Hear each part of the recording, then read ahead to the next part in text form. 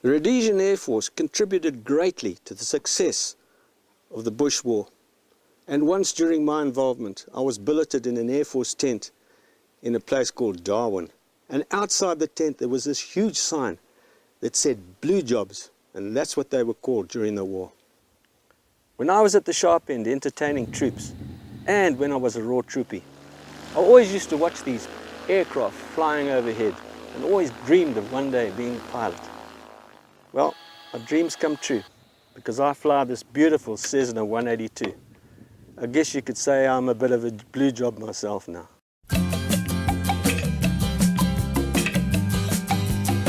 Sometimes I wish I was a blue job up in the sky. I wouldn't have to walk if I could fly.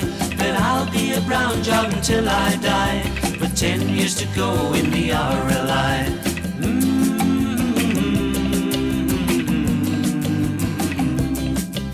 The sergeant that signed me up had a face like the back of a truck, a tattoo on each knee, and legs like a mukwa tree. And the medic that did my test, he left me standing in my vest. And then when I didn't see, he stabbed me with the TAB. Sometimes I wish I was a blue job up in the sky. I wouldn't have to walk if I could fly. But I'll be a brown job until I die, with 10 years to go in the RLI.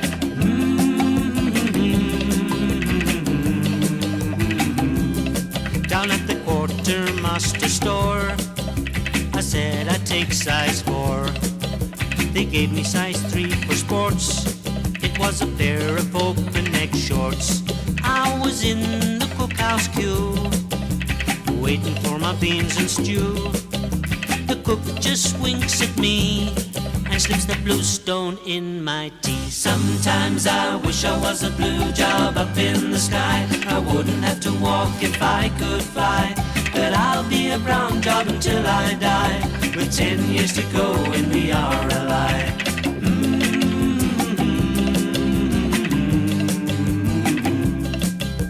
Standing on parade, never get a bit of shade.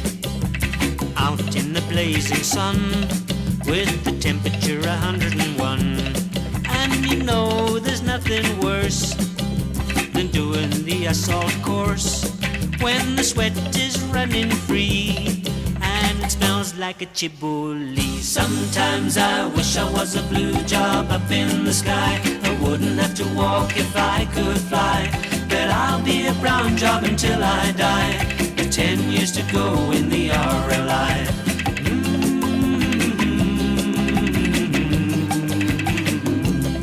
We had a contact the other day, but the Terrs all ran away.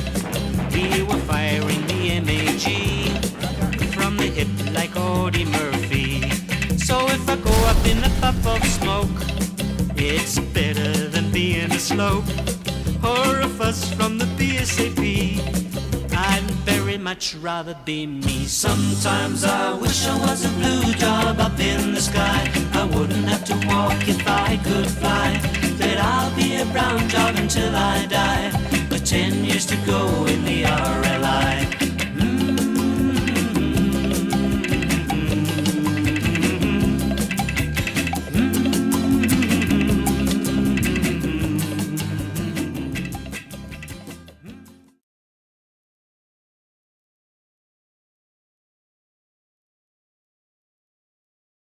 We were called out from Grand Reef the one day to contact near Cashel Valley. It was the upper reaches of Cashel Valley.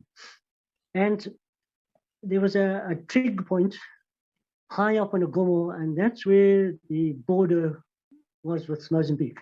And there were some up there who kept on firing at our blokes down below. There was actually a call sign of our blokes who were actually pinned down at one place. A very difficult situation, because the KCAR couldn't get into an orbit above where they were because it was on the border post. And we, without permission, we weren't allowed to just fly over the border and do an orbit there, because we could also be taken out by a heat-seeking missile, whatever. So the KCAR was trying to do that is fairly high altitude, trying to do passing attack, and that was without success. And we knew there was an Ironside very close to us in the valley. For those people who are not familiar with an Ironside, an armored car. That was an armored car with a 19mm gun on it. I don't know if you call it a cannon, gun, whatever. And the KCAR pilot said, listen, please, can you put 1 or 2 rounds into, keep their heads down so our stick who's pinned down can get out of there, because us choppers, we can't do too much at the moment. Now, those are the days when there wasn't good comms between, what can I call them, sections. There might have been fairly good comms between RLI and the SAS, weaker comms with the Zulu Scouts, but bloody awful comms with when it came to the armored cars. This bloke would not oblige. He said, no, I'll to fire on that point. And we said, really? No, he wouldn't. Now we have 2 commissioned officers in that K car, one a blue job, one a brown job, and they're talking to an NCO on the ground, and still he wouldn't oblige. Rank didn't count there.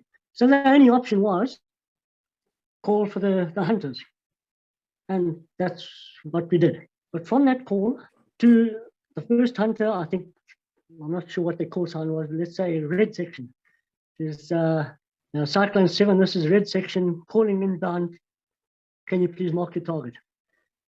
And I think I'm right in saying that was 14 minutes, possibly 18 minutes. I'm not quite sure, but I was amazed at the reaction.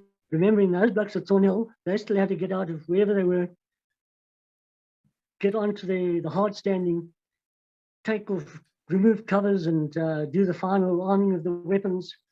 And the pilot has to step in, get the engine started, and still stop at the end of the taxi track down to the runway. So there the armorer can do his final connection of the armaments, which was a normal procedure.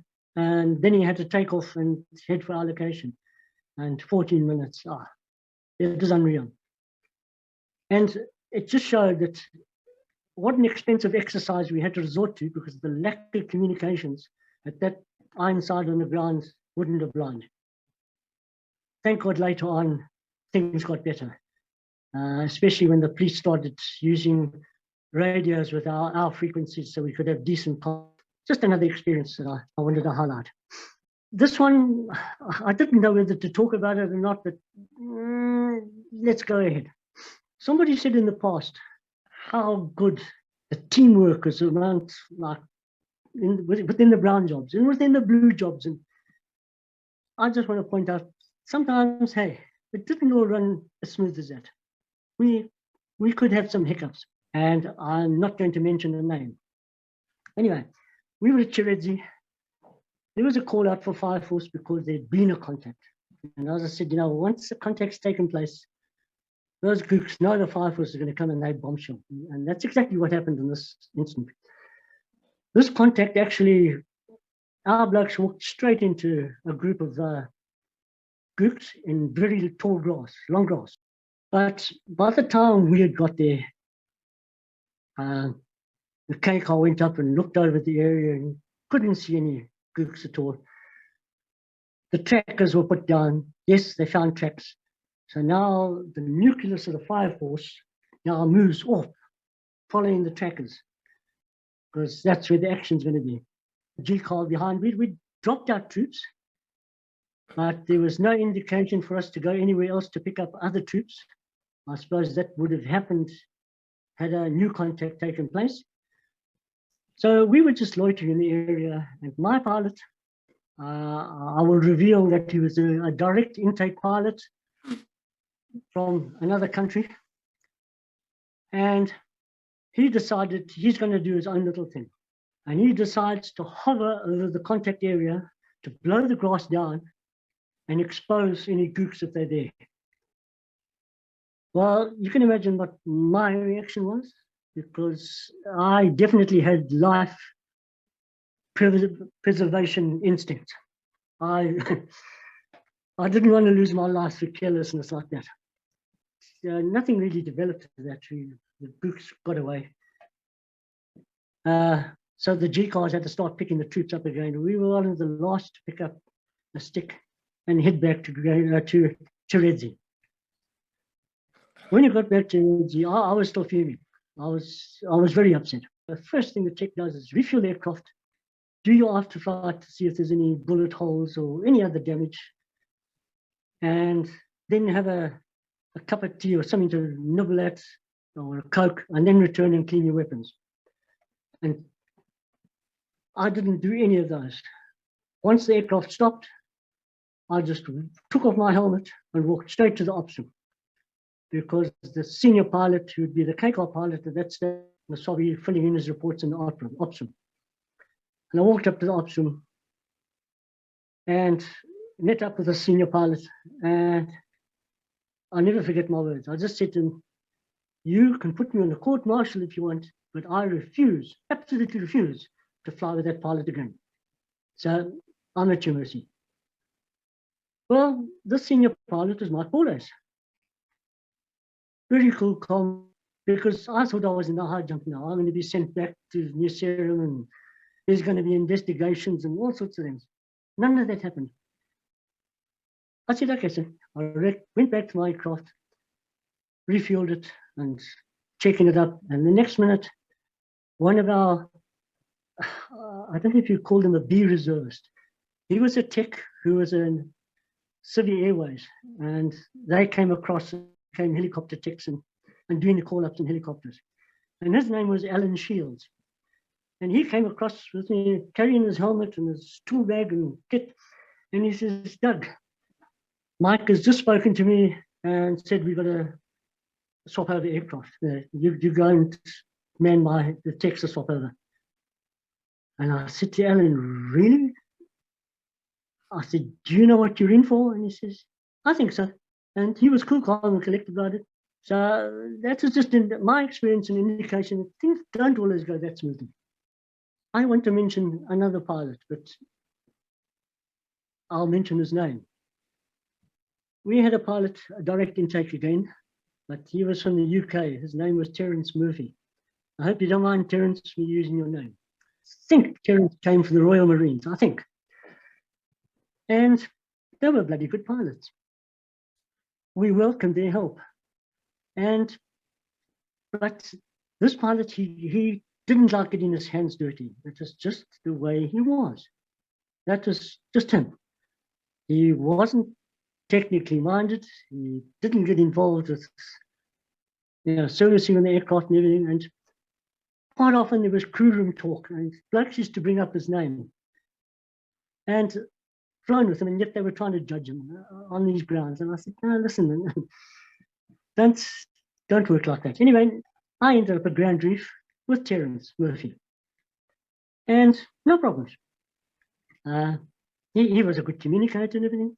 We were called up for a scene. We went hurtling down towards White Bridge, and so we landed at Hot Springs, the famous old Hot Springs. But we landed on a soccer pitch near the police station. And we all landed, and everyone buzzes off to go and find out what's going on. And I said to Terence, "Listen, sir, our aircraft's due a lube, and I'm just letting you know in case you come back in a hurry and we've got to get airborne, there might be a delay with me getting panels back on." And his words to me, he says, "Doug, no problem. Doesn't worry me at all."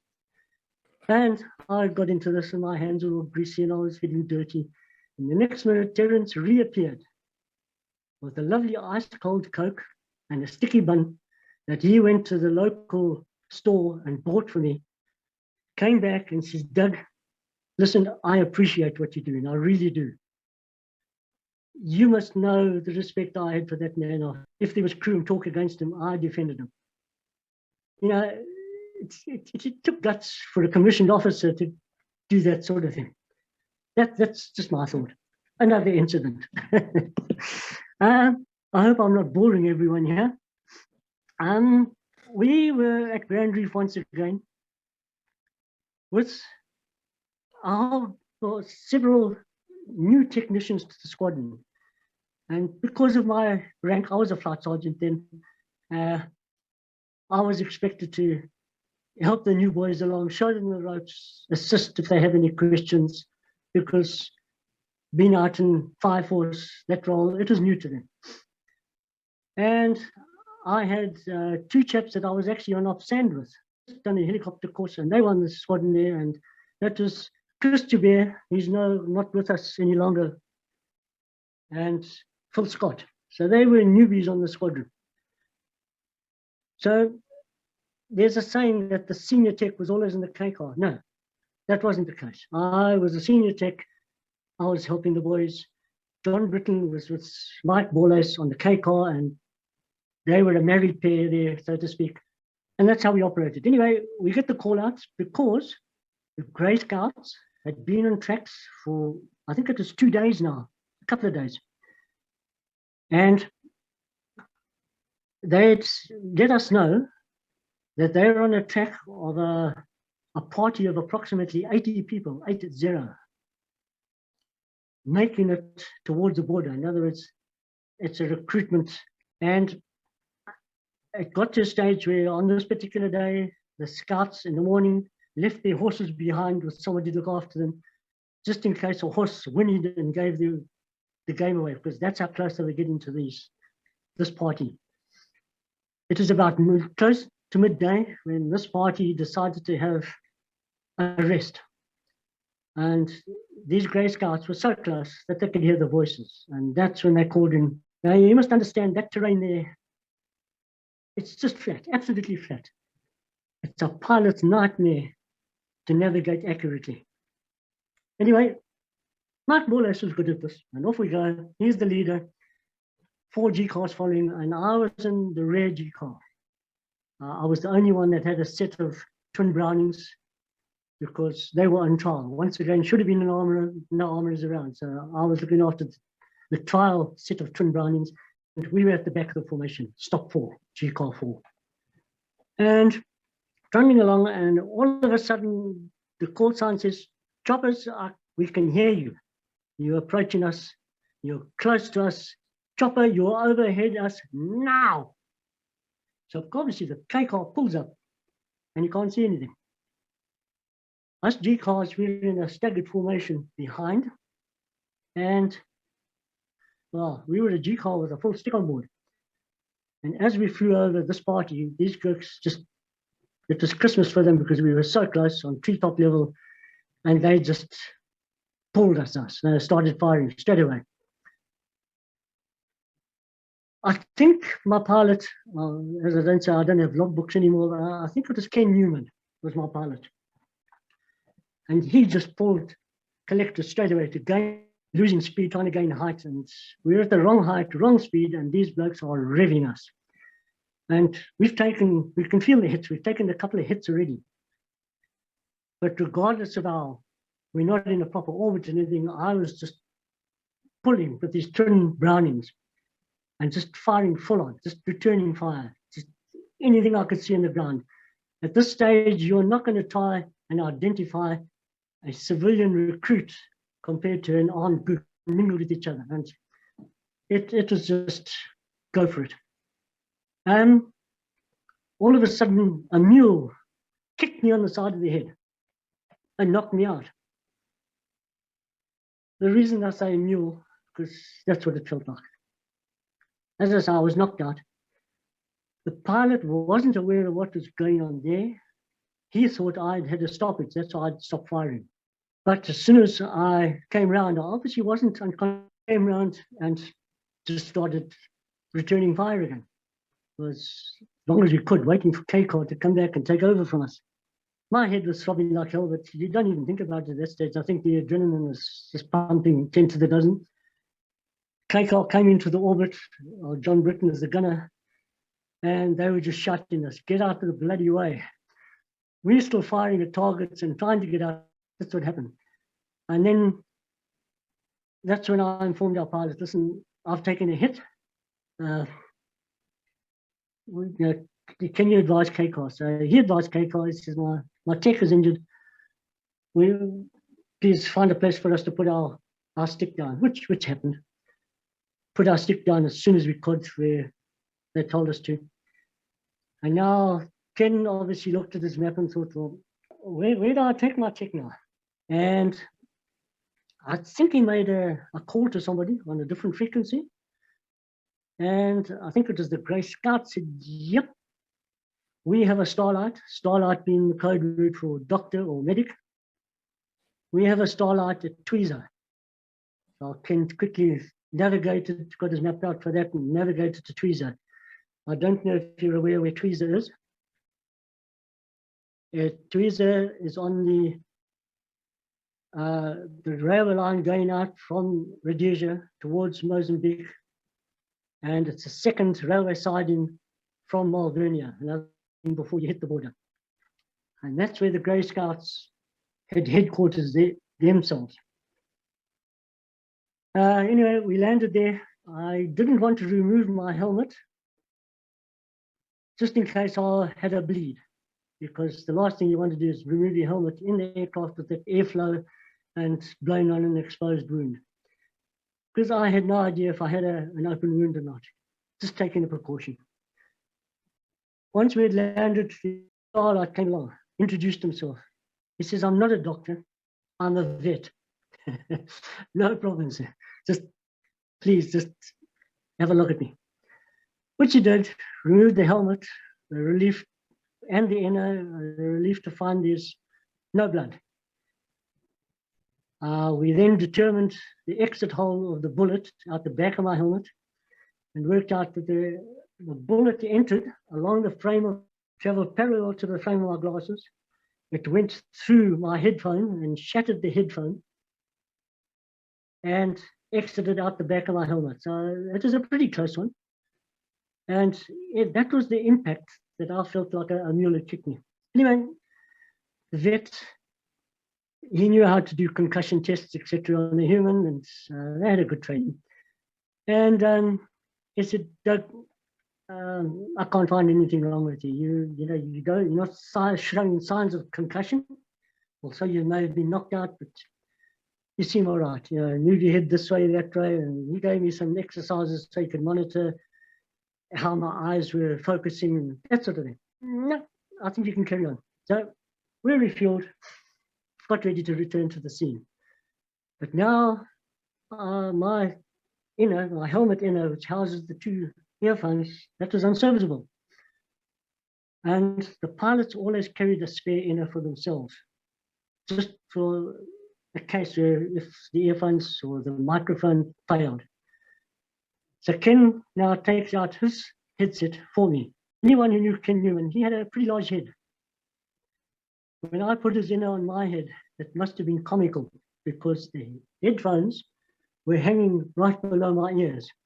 So once I put the helmet on, I had to tuck the headphones back up so they were in position where I could hear.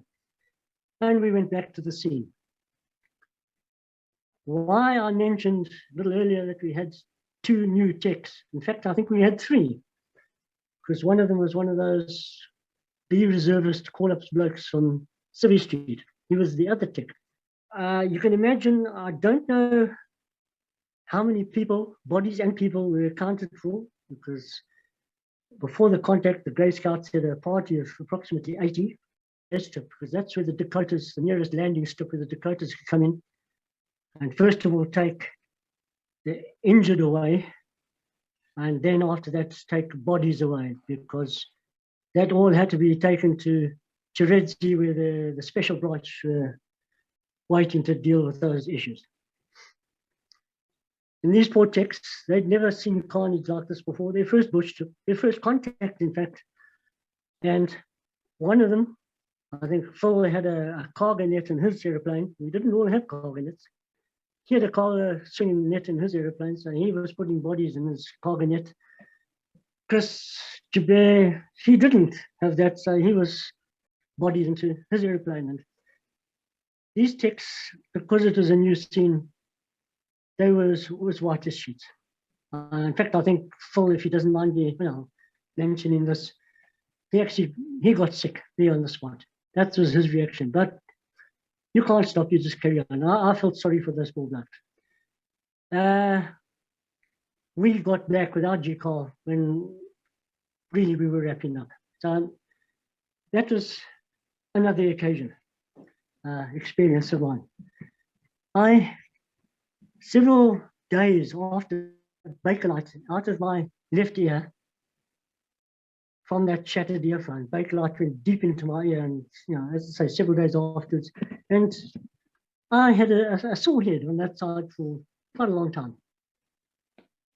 Just grin and bear it, get on with it. Hot extraction duties. I was involved with several of those. Some of them could be pretty boring because you just sat on the ground and nobody could call you to go to other scenes. You were there specifically for hot extraction duties for those call signs when they were doing their job in Indian territory. The first one I did was at Binga. Nice camp, we were comfortable, no problems there. But we got there just as the SAS were about to deploy across the lake and go and do their job.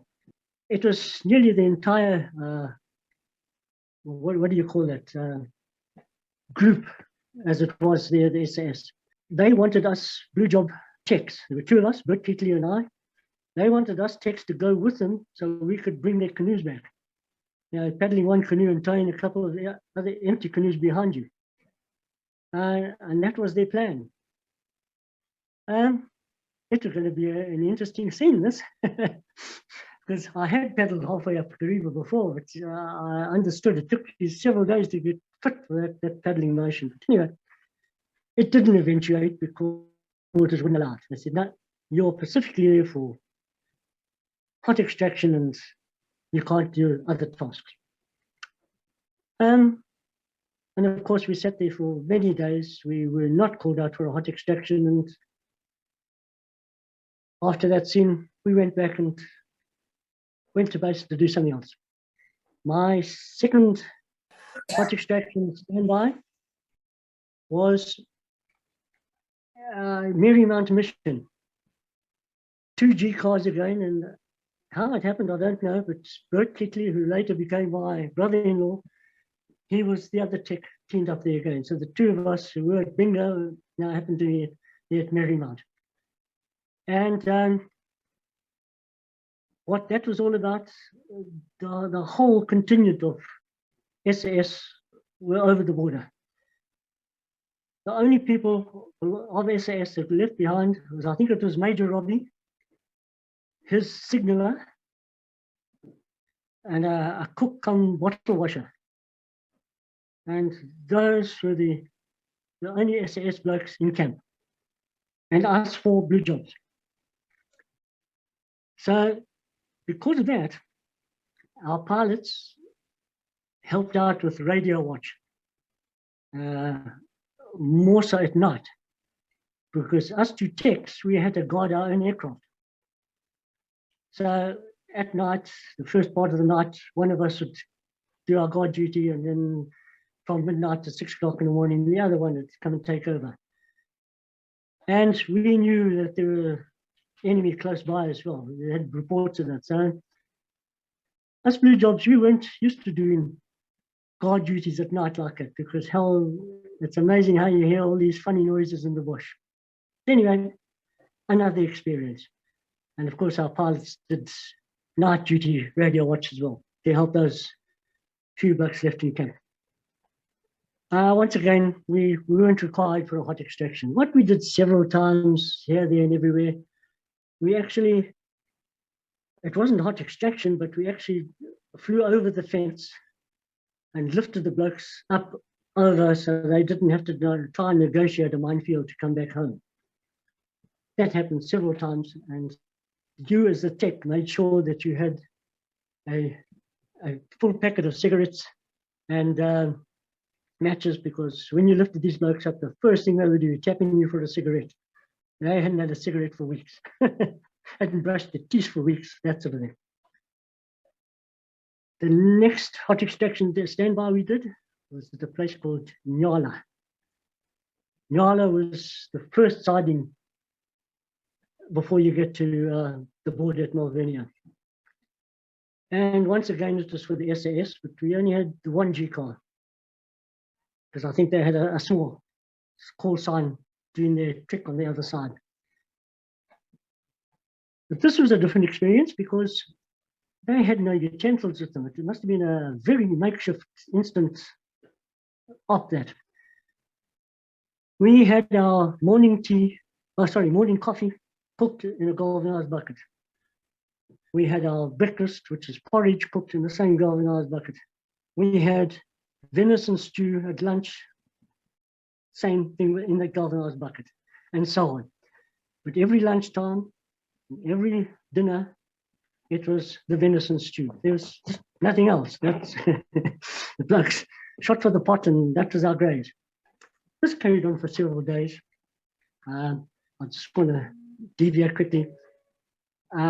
When those blokes got there, there was a borehole with an old, I think it was a Lister diesel engine to drive the borehole, the pump.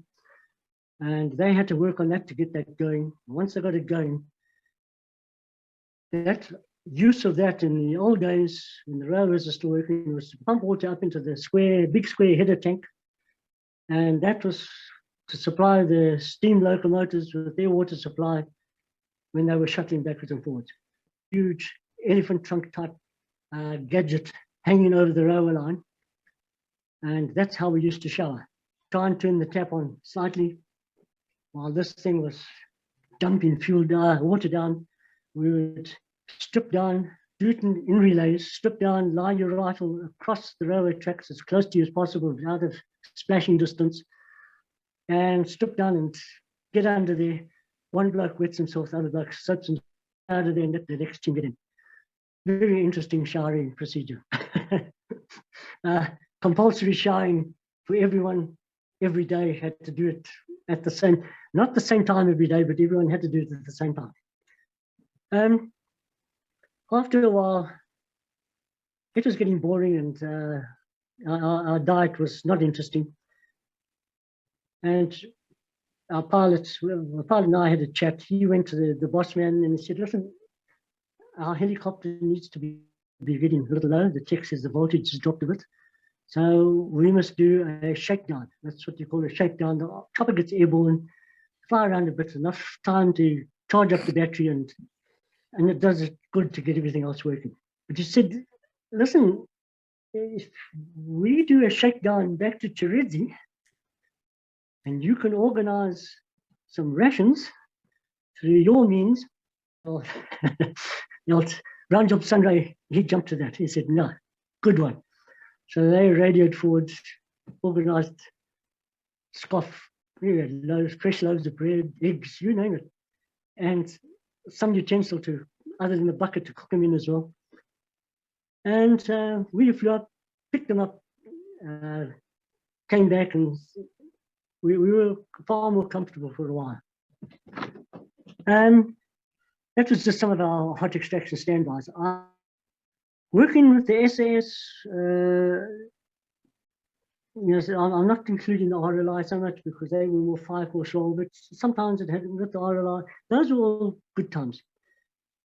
What used to peeve me off, I know the protocol, but we had to do hot extraction standbys for the Selous Scouts. I did one at Kotra where we were accommodated by an RR company who was camped at the airfield. So we were cabined in a tent with the Rhodesia Regiment boys of the Scouts, but we weren't allowed anywhere near that fort. Another one was at Bowley. We used to fly down to the other end of the runway where the fort was. We weren't allowed to fly over the fort and pick these blokes up. So we never had decent comms with these blokes, but we used to put our life on the line for them many a time. And I'll just want to give you an incident now that other techs, obviously, I don't know how they experienced it, but I found it disturbing. In a frozen area, they need to be uplifted. So for you to go in and fetch one of those blokes, these pseudo blokes, there were codes to be used. Every day, the codes changed. There were 2 codes. One was called shackle, and another one was called riddle. And roughly the way it worked, we would communicate with that call sign when we were still way out, but within radio distance, and say, yeah, we're coming to uplift you, but can you go Shackle Alpha? And Alpha would be, sorry, maybe Zulu. So he'd answer Zulu. And the pilot would give a couple of those. And if he was happy, then we know those are our genuine troops. They're not others that have commandeered our blokes, and they're going to rev the chopper when we go into the LZ. And Riddle was the same sort of thing. But on occasions, we asked them for Shackle or Riddle, and they couldn't answer. I said, but we don't have the, this was imperative. It was so important that those blokes, if they wanted to be uplifted by us, they had to give us the code. Otherwise, we should really refuse to pick them up. But on a couple of occasions, their Sunray was just so desperate to get them out, and for whatever reason, and just begged us, please. We know those are talking to them. We know those are our genuine troops. But still, we had to fly in. We wouldn't go straight into the LZ. We would hover with our weapon facing the troops waiting to be collected. And with our weapon trained to them, we were in our cocked and safety off, ready to pull that trigger should they fire on us.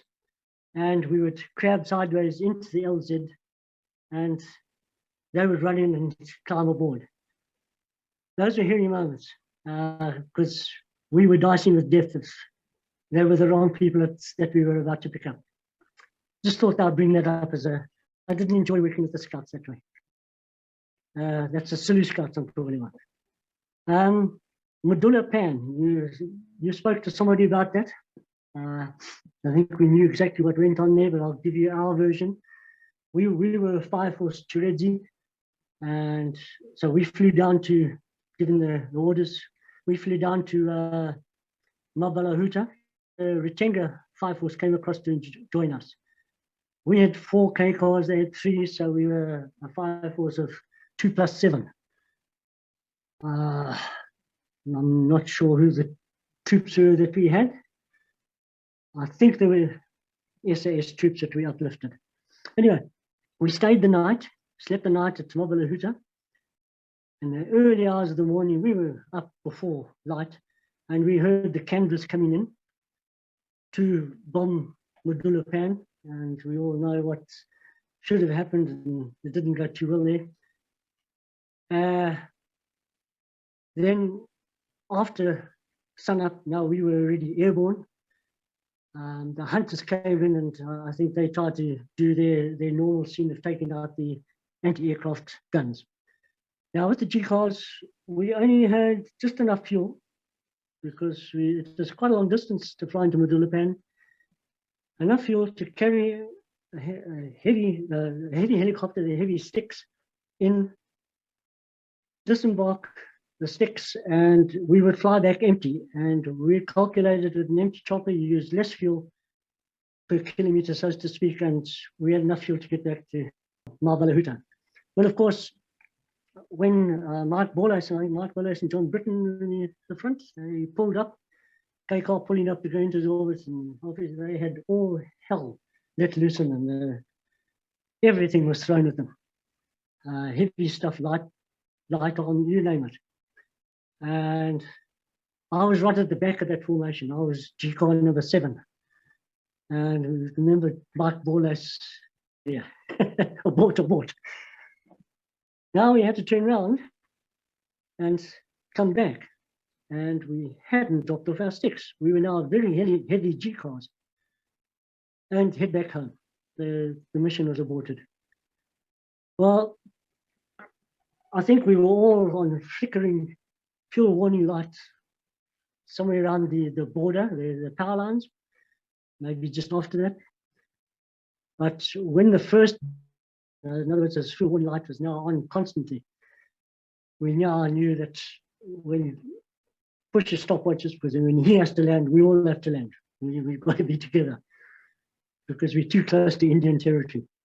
And Mike Borlace did a wonderful job of navigating that day, because as he pulled up, he saw Mabalahuta airfield and said, "We're here, boys." And every G did with constant fuel warning light on. Some of us quite a few minutes. So we were pushing the boundaries.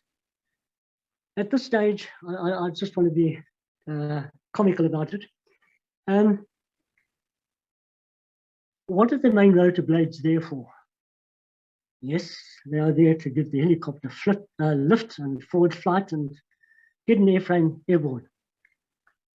But the other reason you have main is, that is such a wonderful fan when you are sweating it out because you've got a fuel warning light for so long.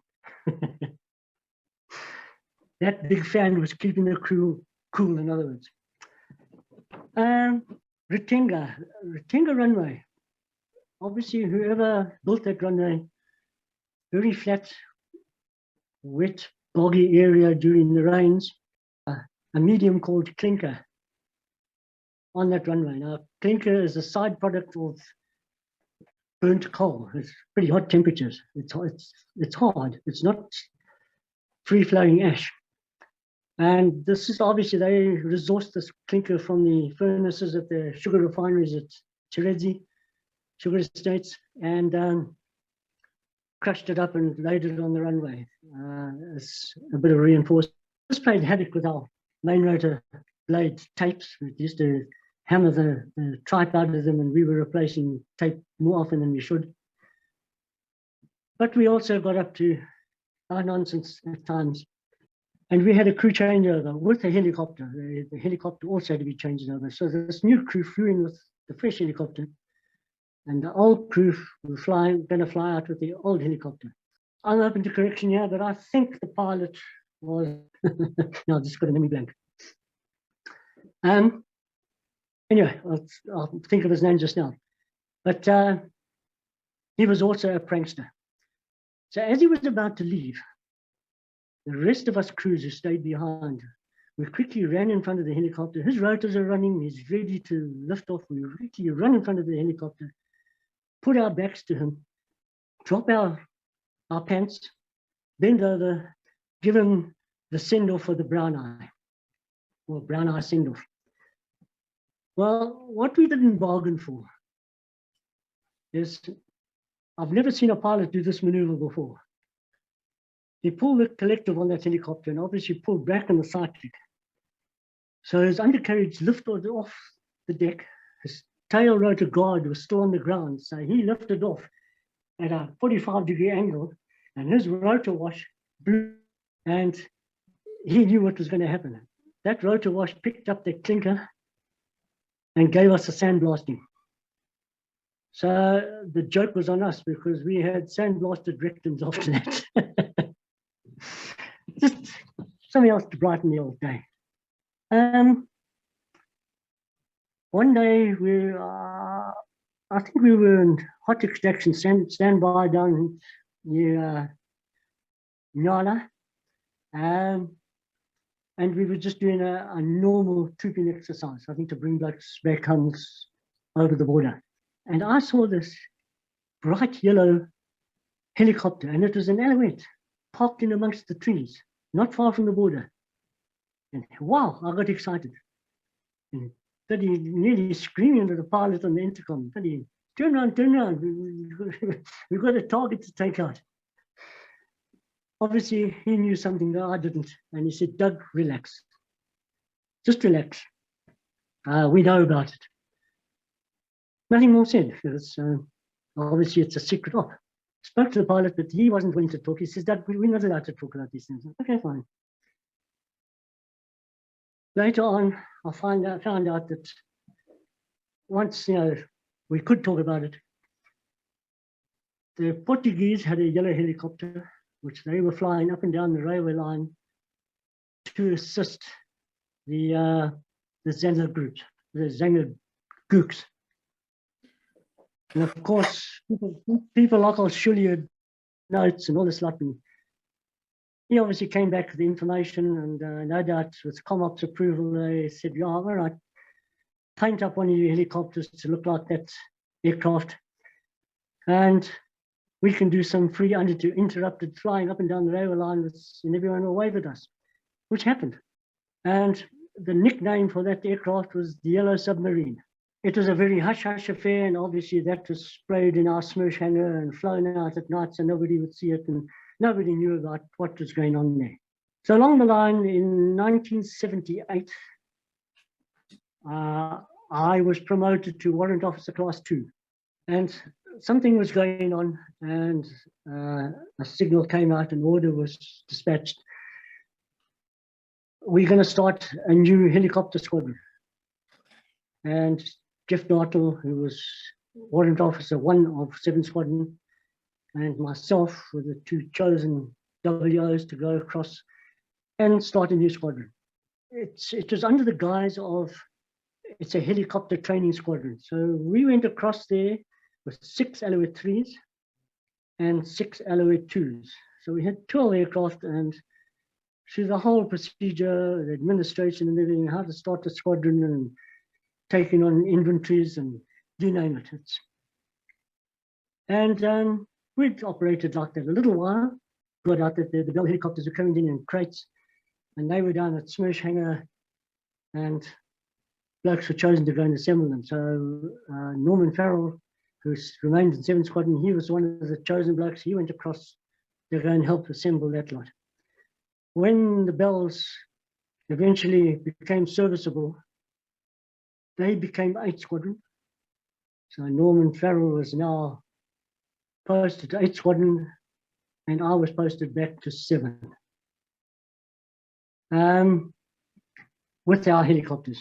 I went back there, and Barry Ord was promoted to Warrant Officer.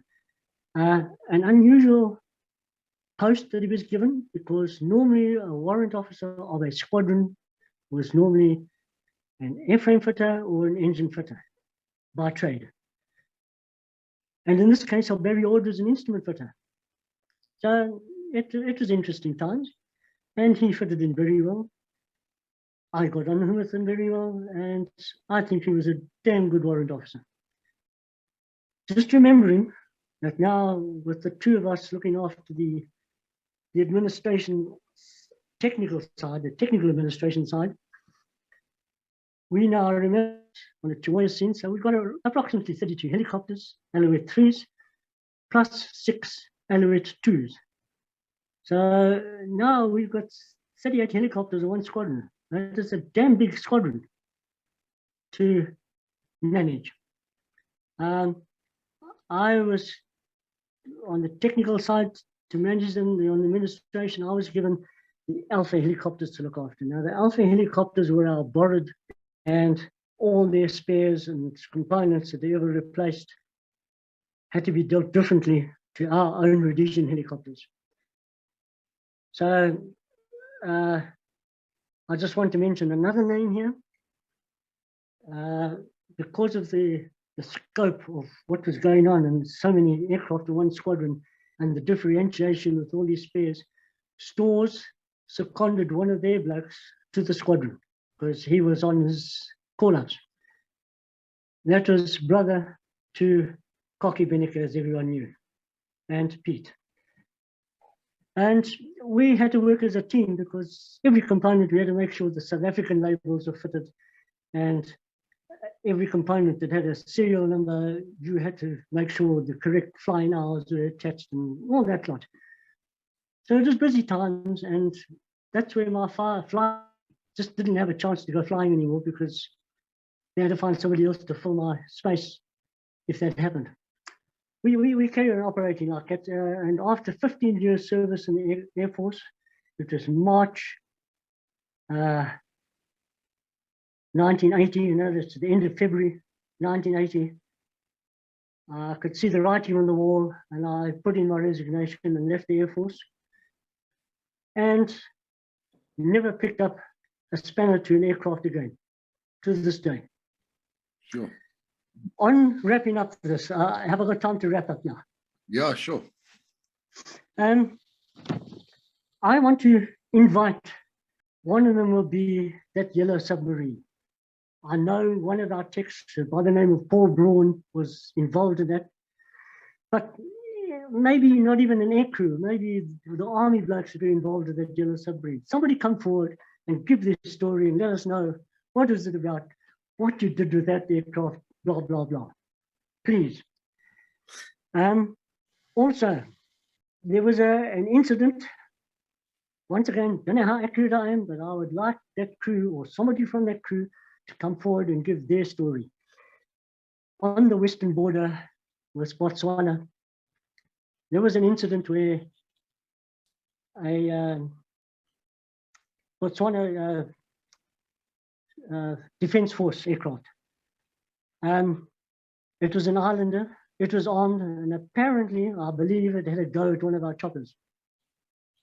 Whether our chopper was on the wrong side of the fence or not, I do not know.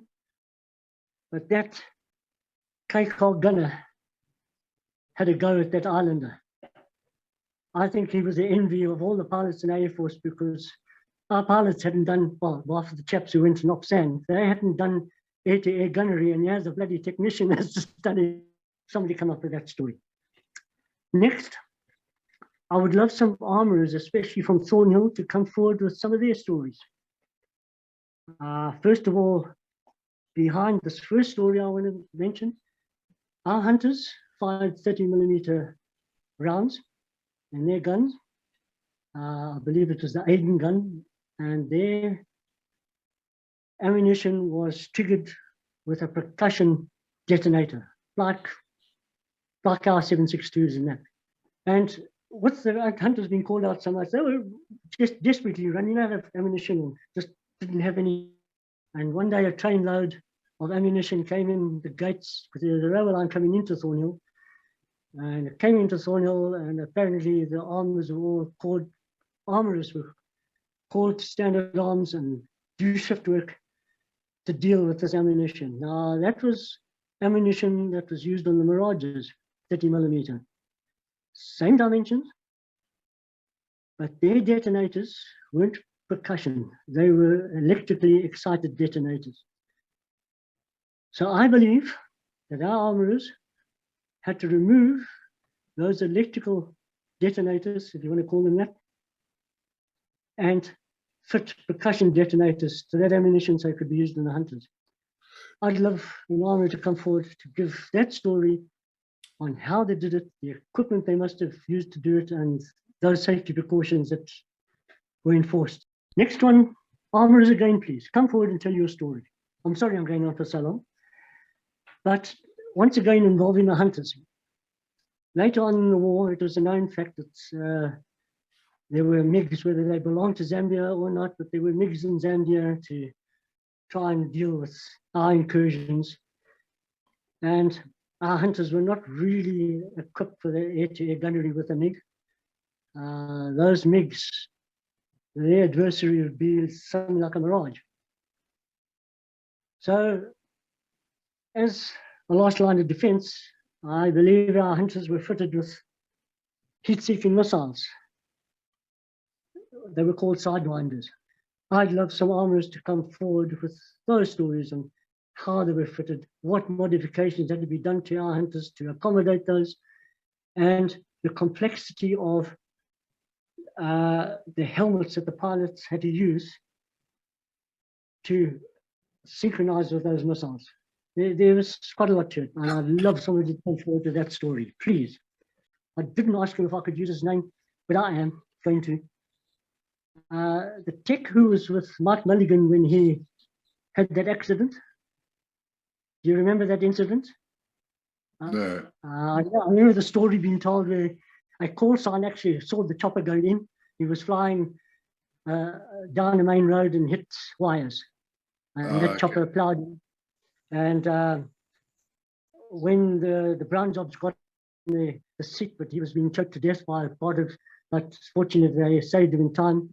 And it took quite a while to find the tech. He'd been thrown out and he had had quite a bad back injury. His name was Bob Fletcher, and he lives just down the road from us. So it's a small world. Just deviate from the 7th Squadron shenanigans. Just recently, we heard of Rich Brand's passing. And the reason I'm mentioning him, because he's going to come into this part of the story.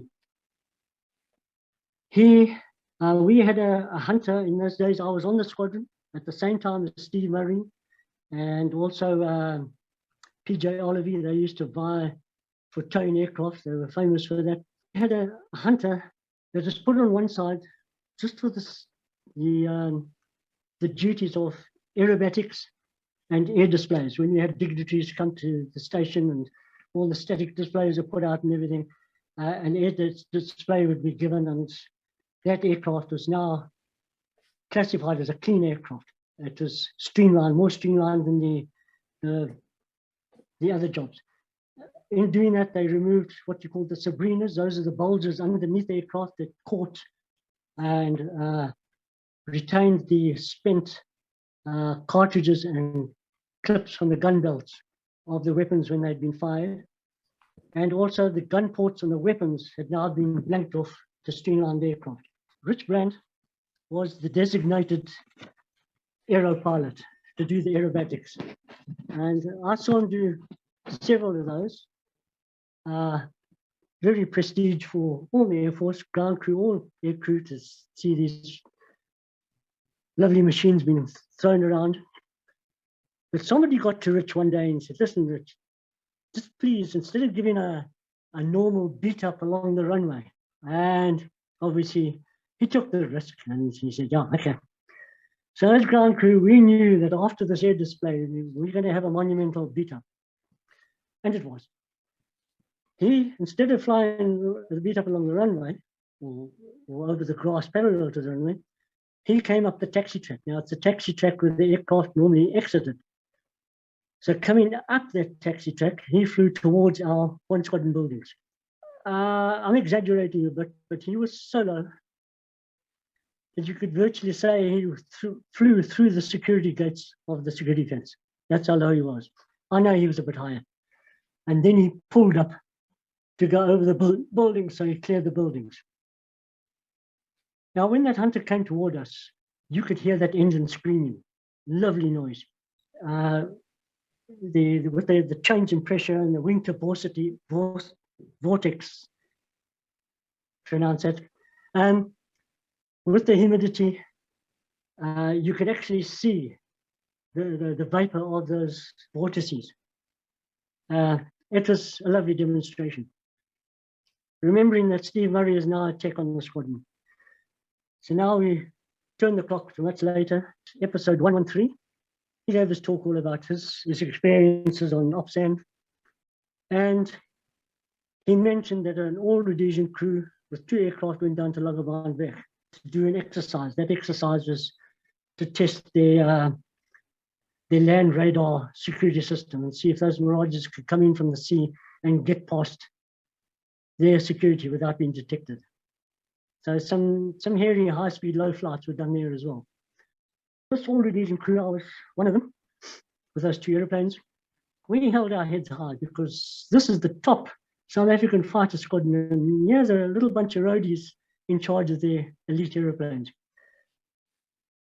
And every day, this pair of airplanes, I think Spokiriti was the other pilot, every day this pair of airplanes would take off and go and do certain exercises which were advised to them what to do, how to do it, etc. Working hours of Lagerbaanweg was similar to Thornhill. Start early and finish early. I think their knocking off hour was about 2 o'clock. And this one flight that our blacks had to do was in the afternoon. So the station was deserted. So much so I don't even think there was anyone in the control tower. It was just, I could be corrected there. I was going to come back and we encouraged Steve, listen, Steve, give us a monumental beat up.